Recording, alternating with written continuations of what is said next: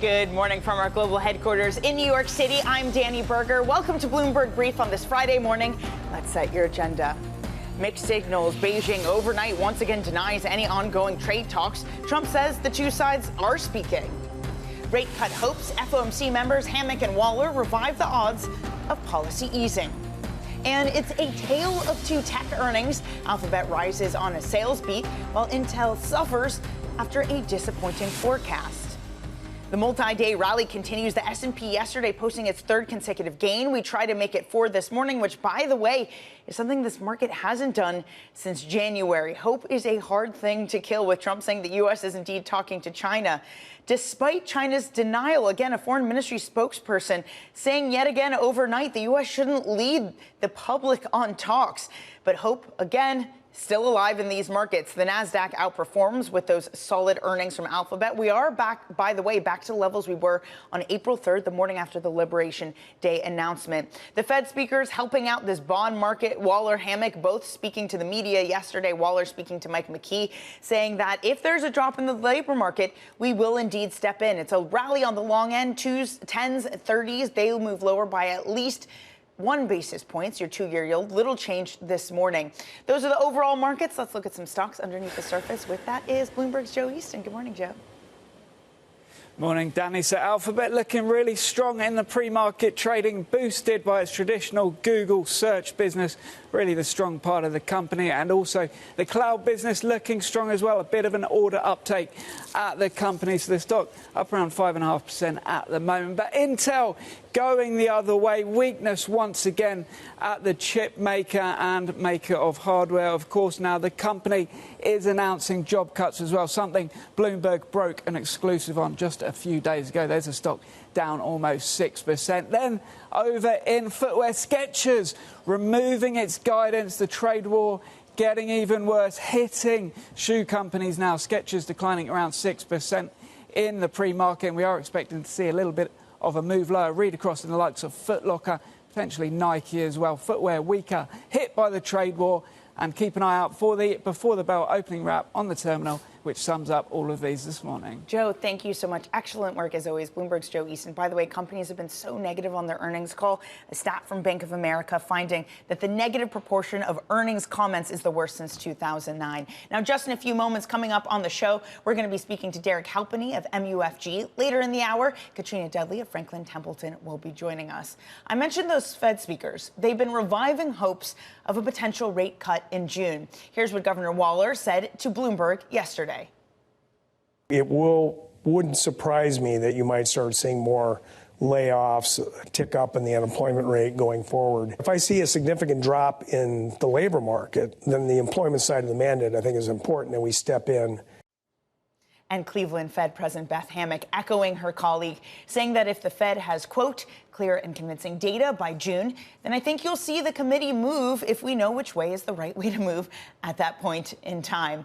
Derek Halpenny of MUFG weighing in on the Fed's dilemma, writing, quote, the Fed will be in a terrible bind heading into the June FOMC. If the FOMC meeting was today, they would not cut. I'm pleased to say that Derek joins us now. He's the head of research at MUFG.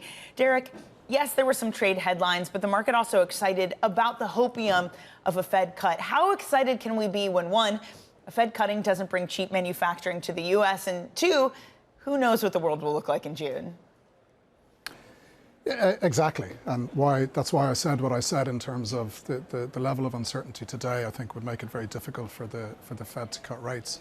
Look, I think the Fed obviously have a bit more flexibility than, say, the ECB because they have a dual mandate, and Governor Waller himself mentioned the labour market. So I think the payrolls report next week and then the payrolls report at the beginning of June will obviously be crucial. And if we do have very weak reports, yes, I think they'll definitely be in a position to cut rates. But if the labour market holds up, and the Beige Book this week certainly indicated labour market resilience is continuing, despite the uncertainty. Early days, of course, in terms of what the Beige Book could capture post-reciprocal tariffs, but nonetheless, that will be key. But certainly from an inflation perspective, and given the potential for the 90-day suspension of the reciprocal tariffs, which is due to expire in early July, if we're going into the FOMC meeting in June, we haven't had much labour market weakness. we've had some evidence of inflation picking up, and we have the threat of more uncertainty going forward, then I think, the Fed would be in a very difficult position and could certainly stay on the sidelines. But I do think they'll cut. It's just a question how quickly they'll be able to come and start cutting. Does it make sense then, Derek, given everything you've just said, that we have seen risk come back to levels of around Liberation Day, that yields, while still higher, they've stabilized quite a bit? Does that calming of markets make sense, or is it overdone? It's probably overdone. I think maybe the most important comment this week was from Scott Bessent, who reportedly said that the situation today, in terms of the tariffs that China and the US have implemented, is basically unsustainable, because effectively we have a trade embargo between the two largest economies in the world.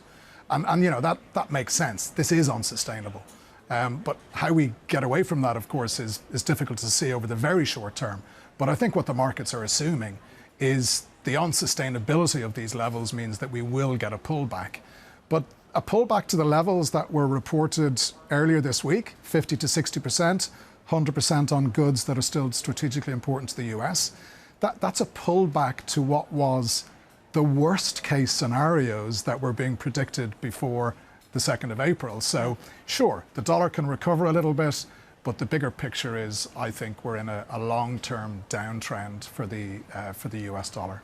Derek, just on that point you're making about what the Treasury Secretary said, these are things that are usually confined the corners of economic textbooks, and we're almost in an environment where we're seeing that theory play out. When you think about the long-term trajectory of both American assets and the economy, how do you think about what happens to global assets when we go from an unbalanced U.S. economy to something that looks more balanced? What does that world even look like, Derek? Yeah, well, if we get to a more balanced trade position in the US, that means there would be essentially more balance in relation to capital flows as well. And of course, the whole theme around US exceptionalism has been this huge inflow of capital into the United States. But I think it's important, in terms of our dollar bearish view, it's important not to just only focus on the developments in terms of the US and what Trump is doing. There are very, very significant developments that have taken place abroad more recently that I think is going to change the dynamic for the US dollar. Because if you go back to 2014, 2015, 2013 to 2015, we had negative rates introduced and the largest ever monetary stimulus from the BOJ. We had negative interest rates introduced by the ECB. We had Brexit in 2016. And effectively we had, I think it was around $12 trillion worth of fixed income globally that was trading negative. That's all gone. And that is a very significant change to the international financial market climate that I think points to a reversal of what was a very substantial appreciation of the US dollar over the period since then, 37% on a real effective exchange rate basis. And I think we're now at the start of a reversal of that. Derek, I just want to make one point clear on your dollar bearish call, because there's a difference between global investors diversifying outside of the U.S., which we know has been a large part of the story of 2025, and a challenge to the dollar as its reserve currency. Which are you leaning more towards in your structure of where the dollar goes? Well, yeah, like my view on a long-term downturn is not necessarily that there's going to be this kind of big capital flight from the US and a crisis. Of course, with Trump, that's always very feasible. But I think, if you consider there's $18.5 trillion of US equities held by foreign investors, if you assume on average, assuming everything else is unchanged, on average of just a 5% reduction in US holdings, that's between $900 billion and $1 trillion of outflows from the US into foreign markets, which I think, given current circumstances, is a very reasonable assumption to make. And then on fixed income, investors who were going to the US because of negative rates in their own countries, you get some shift back to domestic markets in Europe and certainly in Japan. And again, that's a shift in capital that would weigh on the US dollar as well. So even relatively small amounts of shifts back into foreign markets, and it really helps to reinforce that reversal of dollar appreciation. Derek, so fascinating. I'm sure it's been a really busy week for you. Thank you for ending it here with us. That's Derek Halpenny of MUFG. Let's get you some other top stories that are trending on the terminal this morning. China is bracing for external shocks on trade uncertainty. The country's Politburo pledged to set up new monetary tools and policy financing instruments to boost tech, consumption, and trade. The government, though, signaled it's in no rush to aggressively expand economic stimulus. The U.S. will demand that Russia accept Ukraine's right to develop its own army and defense industry as part of a peace agreement. Bloomberg sources reveal that U.S. Special Envoy Steve Witkoff will travel to Russia to raise the issue with Russian President Vladimir Putin. The development marks a pushback on Russia's insistence that Ukraine demilitarize as part of a peace deal. I have my own deadline. And we want it to be fast. And the Prime Minister is helping us. He wants it to be fast, too. And I think everybody in this, at this time in NATO, they want to see this thing happen. So we have a deadline, and after that, we're going to have a very much different attitude. But I think that has a very good chance of getting done. The Trump administration will make it easier to deploy self-driving cars on U.S. roads and loosen crash requirements. That, according to a report from the FT. Transportation Secretary Sean Duffy said the move to slash red tape is to enable the U.S. to be more competitive with China. Coming up, Washington says we're talking. Beijing says not so. We're going to discuss the continued confusion and possible tariff exemptions on U.S. goods. All of that coming up next.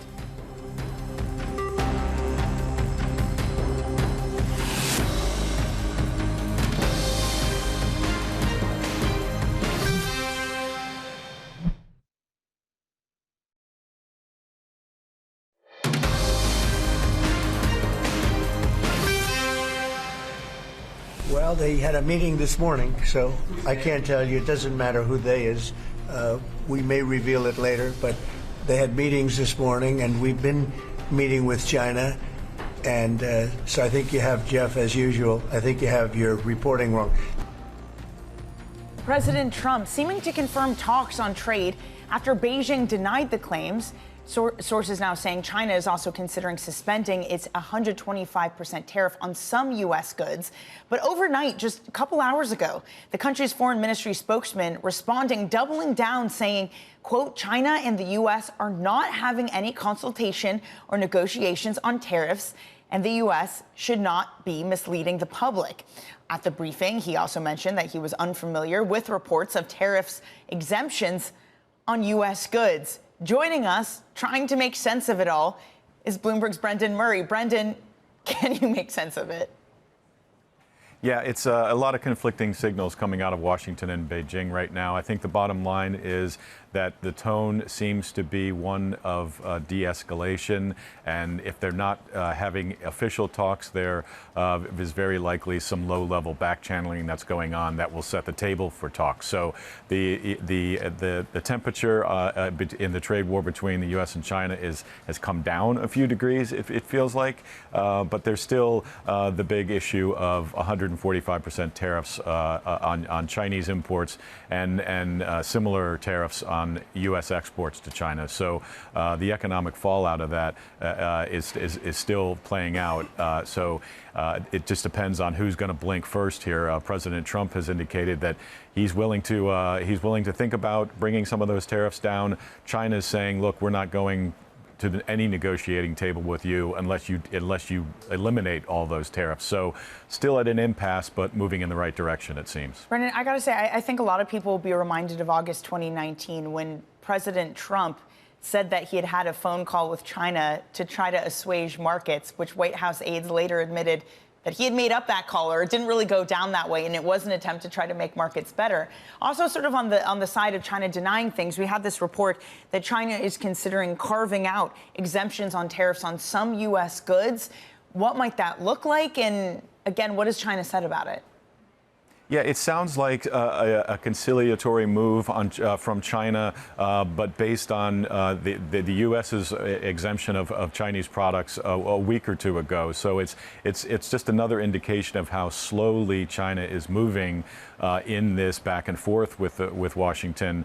Its time is on its side, and the leverage is not as great as Donald Trump would have initially thought. It would appear by the way the Chinese officials are playing a bit of hardball on their own side in terms of giving Trump what he wants, and that's a deal. And when we're still nowhere near the start of any negotiations for a deal that even Treasury Secretary Scott Bessent said will take 2 to 3 years. So there is going to be no deal until talks get underway, and we're not there yet.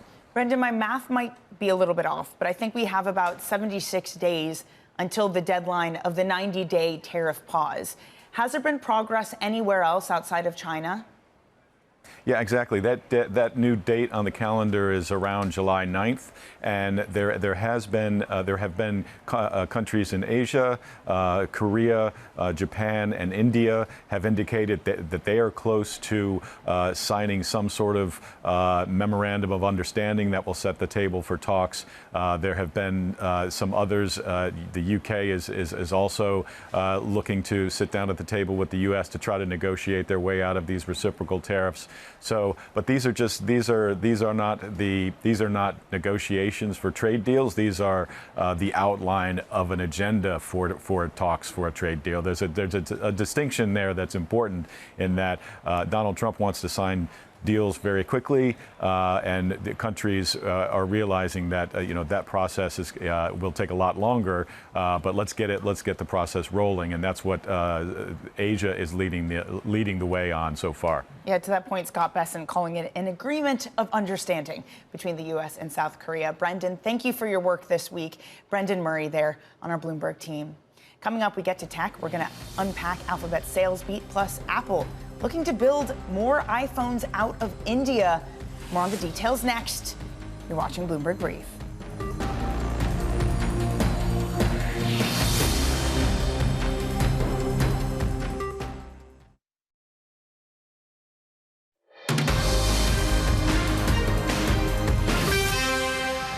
Let's take a look at the front pages this morning, what different outlets have for their top headlines. First up on the Wall Street Journal, the FCC is discussing diversity concessions with Paramount. Journal sources say that the FCC is asking Paramount to ditch DEI initiatives in order to win approval for its merger with Skydance. Next up, the New York Times leading with Trump's Crimea proposal, breaking a decade of U.S. resistance. American and European officials say the U.S.'s new peace proposal would include U.S. recognition that Crimea is part of Russia. That shifts U.S. policy extending back to 2014.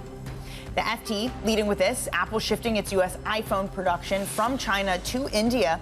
Apple currently produces about 60 million iPhones a year for the U.S. market. It's aiming to ship most of them from India by the end of next year.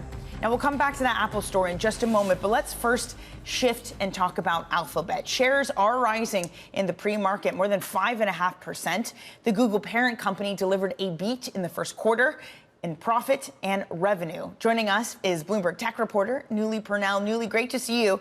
So take us through the results. What were the takeaways?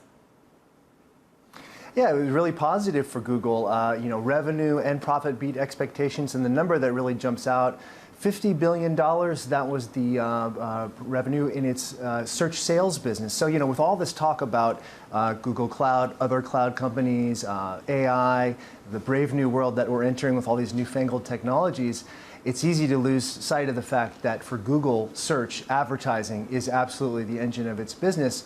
And there have been questions within the company and outside the company about how it's going to adapt to a new world where we might go to chatbots instead of searching on Google for stuff. So still showing that there's a lot of demand for their services. There were even questions about whether the macroeconomic conditions would lead companies to curtail their spending on ads online, but no evidence of that for Google.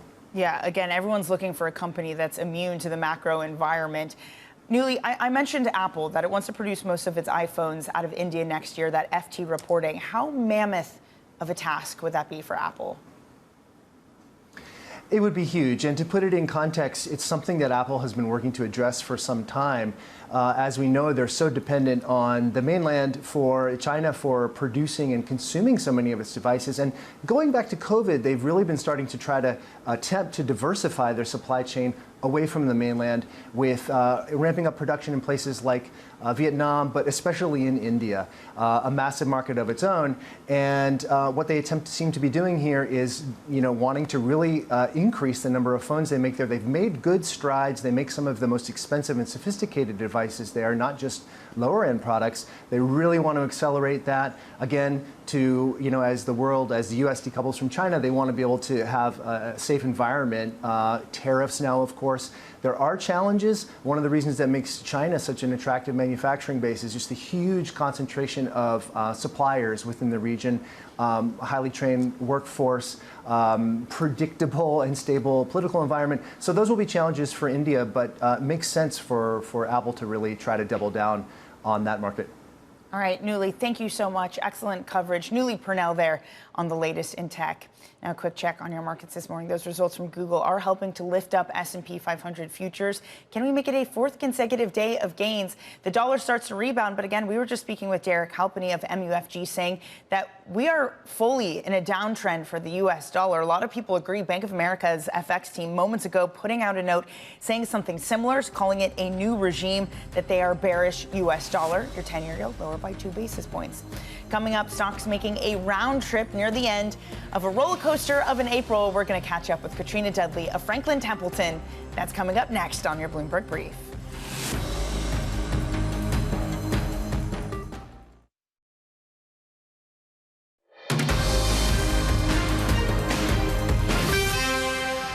From our global headquarters in New York, welcome to Bloomberg Brief. I'm Danny Berger. Let's set your agenda. Mixed signals. Beijing overnight once again denies any ongoing trade talks. Trump says that the two sides are speaking. Rate cut hopes. FOMC members Hammack and Waller revive the odds of policy easing.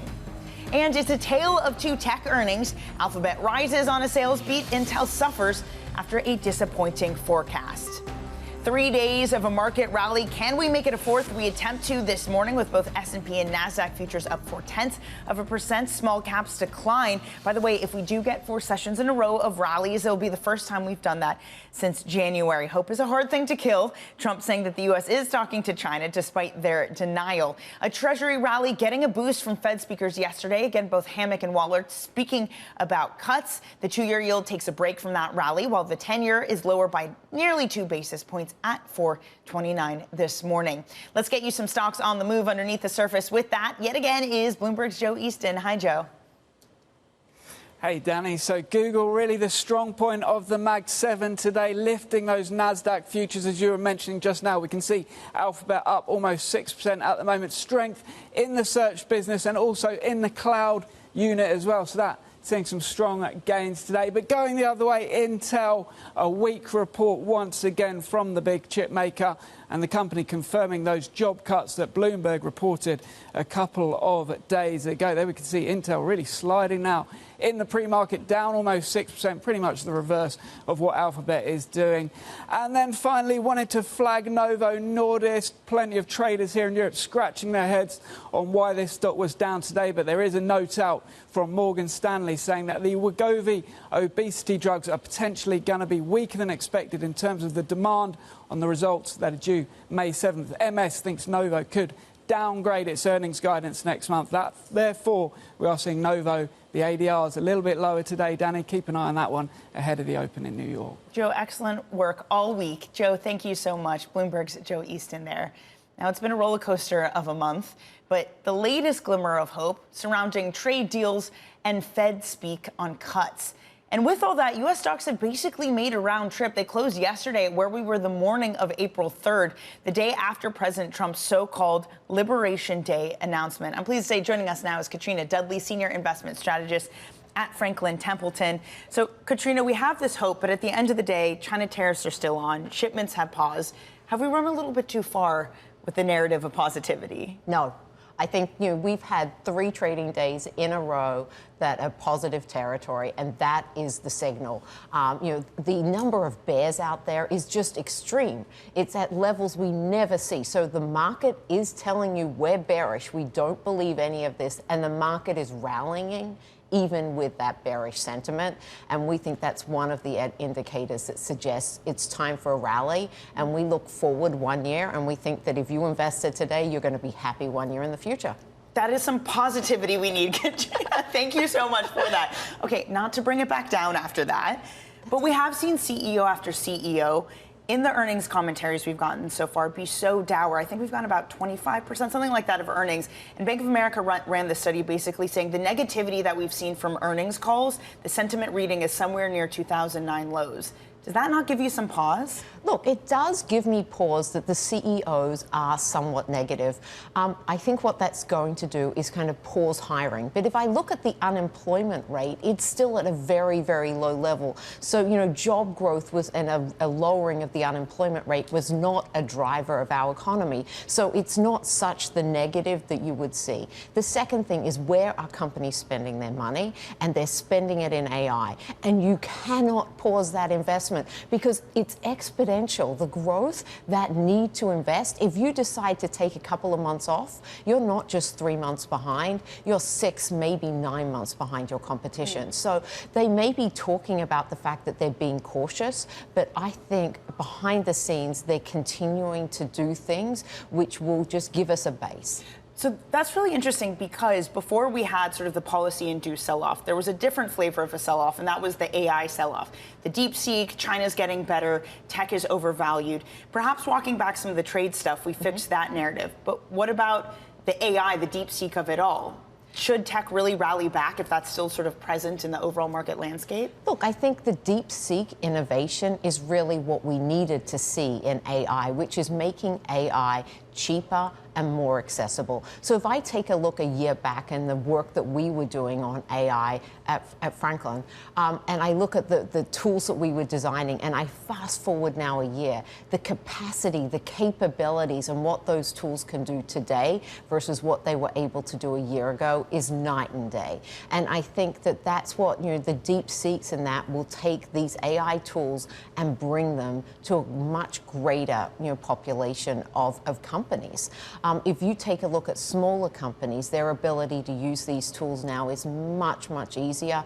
They've developed significantly. So I think it's easy just to say, oh my gosh, tech is overvalued. I look at it versus its own history. But you've got good earnings growth in tech. But let me go back to that narrative that we talked about at the beginning of the year, and I think we're stuck. It's a little more concerning with the tariffs, but it's this breadth. And that is where we think it's going to continue to happen, is this breadth of earnings. So it sounds like this narrative that's been building of American exceptionalism is fading, that you don't quite buy that, or is there some element of truth in it?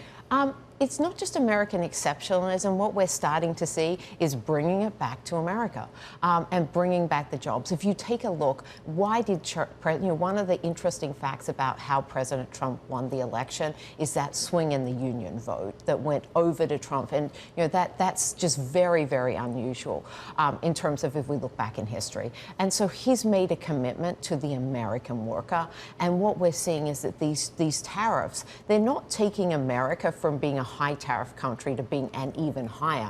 They're taking America from being a low tariff country to being more in the middle of the road. And what's happening is we're seeing some of the announcements come through. We're seeing companies talking about bringing jobs back onshore. That is good for the American worker. That is also good for us from a security perspective. How necessary is it that we see some of the stock market losses ebb in order for that to happen? Because I imagine if you're a company looking at intense shareholder dissatisfaction, you're not going to be willing to commit the capex, especially when some of these projects take longer than Trump will likely be in office. They take longer than 4 years to build up a huge manufacturing plant.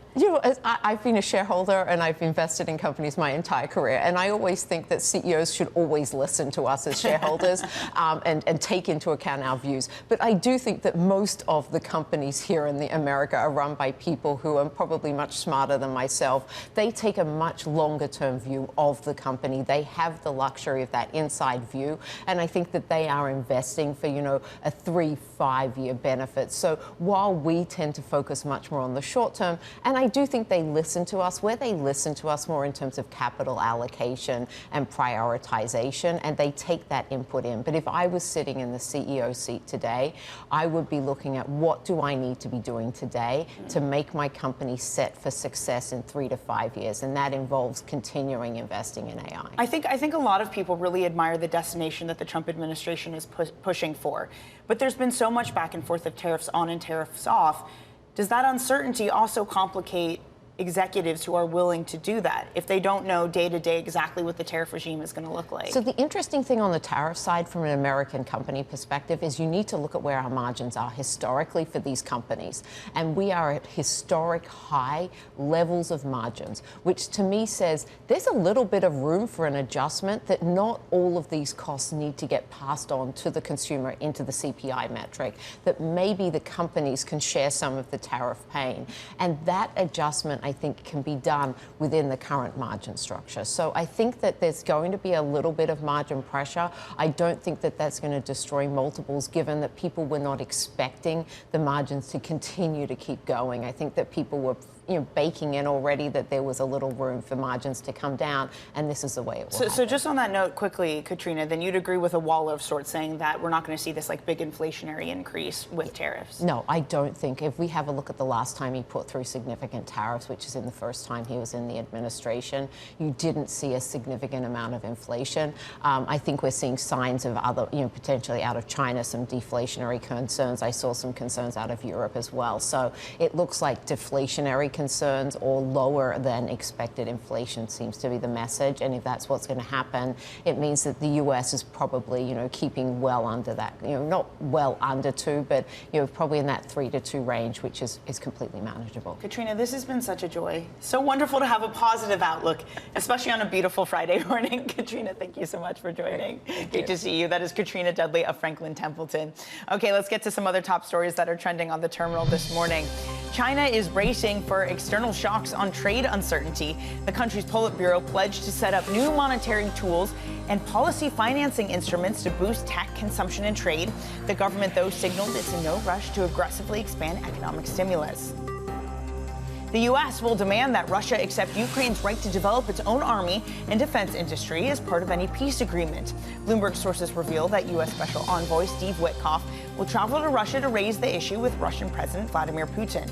The development marks a pushback on Russia's insistence that Ukraine demilitarize as part of a peace deal. I have my own deadline. And we want it to be fast. And the Prime Minister is helping us. He wants it to be fast, too. And I think everybody in this, at this time in NATO, they want to see this thing happen. So we have a deadline, and after that, we're going to have a very much different attitude. But I think that has a very good chance of getting done. Elsewhere, the Trump administration will make it easier to deploy self-driving cars on U.S. roads and loosen crash reporting requirements. That's according to a report from the FT. Transportation Secretary Sean Duffy said the move to slash red tape is to enable the U.S. to be more competitive with China, a win for Elon Musk and Tesla. Coming up, China doubles down on its denial of any ongoing trade talks with the U.S. We're going to have more on whether or not the U.S. is actually talking and possible tariff exemptions on U.S. goods. All of that coming up next on your Bloomberg Brief.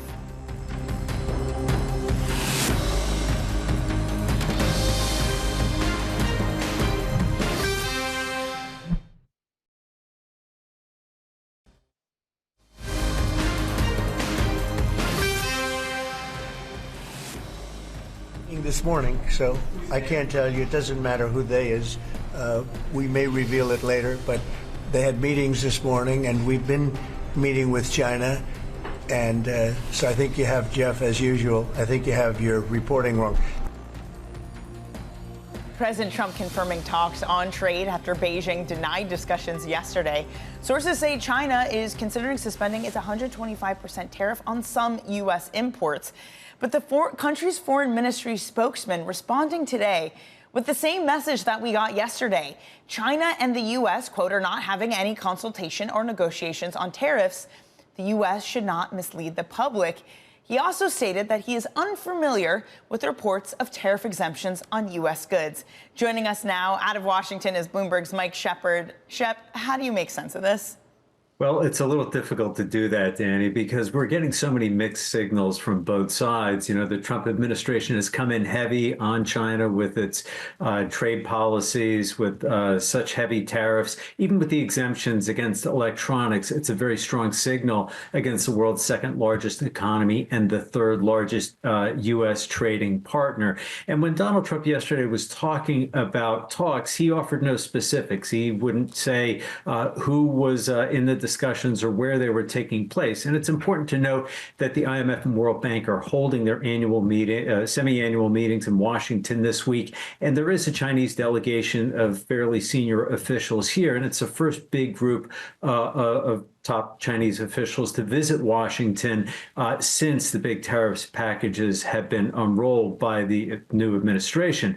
Now, when Donald Trump is talking about talks, it may be more lowercase t, but China is really looking for the capital T talks where they get what they have been looking for, and that is a point person from the administration to actually sit down and really go through all the key issues on trade, not just the tariffs, but some of the other barriers, including technology export curbs that have come up, as well as Taiwan. And they also want to see a cooling of some of what China views as the disrespectful rhetoric toward China that they've been hearing in recent months since Trump took office. So, Danny, we're getting that kind of signal that maybe there are talks, maybe not the full level of talks that China would like. But we are also seeing that China may be extending a little bit of a reprieve to its own people and perhaps an olive branch to the U.S. by weighing an easing of some of its own retaliatory tariffs on products like medical equipment and on critical industrial chemicals. So this could be a step toward getting to those bigger talks that both sides might want to see, Danny. Just that in itself, Shep, does it suggest that there is an icing, a thawing rather, of some of the icy relations between the U.S. and China? Again, if it's that lower T talk, presumably that's something that is a prelude to bigger talks if China is offering these types of relief on some of the tariffs, at least for their own people. But, you know, Danny, we are seeing discussions that are in much more advanced stages with other key Asian trading partners. That includes Japan and South Korea and India, but they had a head start. You know, the relationship with Trump was much better established after the election and in the early days of the administration. And China really just hasn't had that same level of engagement. The most senior official really to have that kind of big, high-profile contact with Beijing was a Republican U.S. senator who's close to Trump, Steve Daines, and that was back at a business forum last month. So China really is starting from much further back from the starting line than some of these other trading partners. So you really have to have that initial contact before you get to something more advanced. Well, Shep, if we need to define what a talk is, maybe we should also define what a deal is. This from the Treasury Secretary, Scott Bessent, that the U.S. and South Korea might have an agreement of understanding as soon as next week. What could an agreement of understanding be? Well, you know, he offered no details on what that exactly would look like. And that is a key step. At least they can agree on the broad strokes of a deal before getting to the nitty gritty. And, you know, these trade negotiations, which the U.S. is trying to conduct at light speed right now, usually take years to carry out and execute. So, but to get to the real tricky stuff, the fine print, you have to, you know, get to the capital letters and the outline first. And that is what he is signaling they'll be closer to. And some of the key areas, of course, are autos and steel and aluminum that are probably the biggest areas of contention between the two countries. Shep, thanks so much for joining us this morning. That is Bloomberg's Mike Shepard. From Washington to tech, shares of Alphabet extended gains in the pre-market session, up more than 5.5%. Pleased to say that joining us for more is Bloomberg Intelligence senior tech analyst Mandeep Singh. Mandeep, what was your takeaway from Alphabet earnings? I mean, look, everyone was so negative on search that they showed, you know, there are multiple levers when it comes to the core search business, and the margins expanded quite nicely. What they didn't really elaborate on is how it will affect the second quarter, because remember, the Liberation Day was after the first quarter was closed, and all the softness started to happen in April. So I think from that perspective, the end of the de minimis rule, where Chinese companies could ship their products directly to the U.S., I think that will have an impact on Alphabet's ad spending in 2Q. And ad pricing, which was the key reason why margins expanded, may slow down. I think you will not see that sort of strength. I mean, all their other businesses, cloud, YouTube, were in line with consensus. So it was really the search that outperformed. But my feeling is that outperformance is not likely to continue. Well, Mandeep, because we've also seen earnings report after earnings report, and let's be honest, very different businesses from Google, but talk about the concern of weakness, especially among the consumers to come. Is Google vulnerable in something like their retailer advertiser business because of some of the economic concerns? It is, and that's where, the Chinese advertisers probably make up a larger portion of Meta's ad sales. So I think the headwind may be more pronounced for Meta, and Meta does give a full year guidance. So we will find out about the impact on 2Q guide and full year guide. But in the case of Alphabet, they have a more diversified advertiser base. What they did call out was AI overviews monetizes at the same pace as the traditional blue links. So that, I think, comforted the investors. But overall, there is no doubt that, ad pricing will take a hit if some of the advertisers are pulling back because of macro concerns. Mandeep, let's wrap it up with this FT story about Apple looking to ship a lot of its iPhone manufacturing to India away from China. How mammoth of a task is this for them?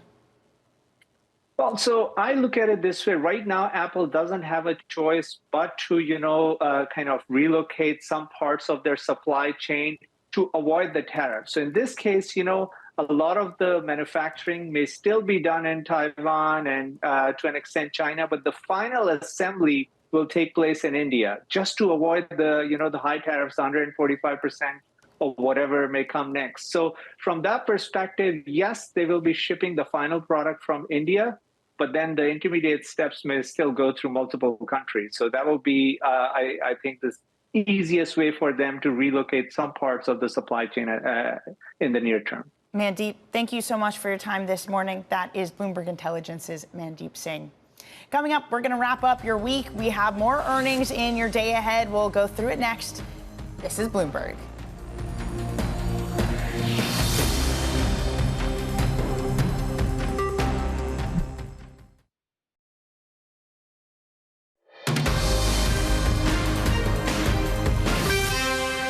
This is Bloomberg Brief. I'm Danny Berger in New York. Let's get you set up for your trading day on this Friday. We're going to have more earnings before the bell. That includes Colgate-Palmolive and AbbVie. Plus, we're going to get the final reading of UMICH sentiment that comes out at 10 a.m. Eastern.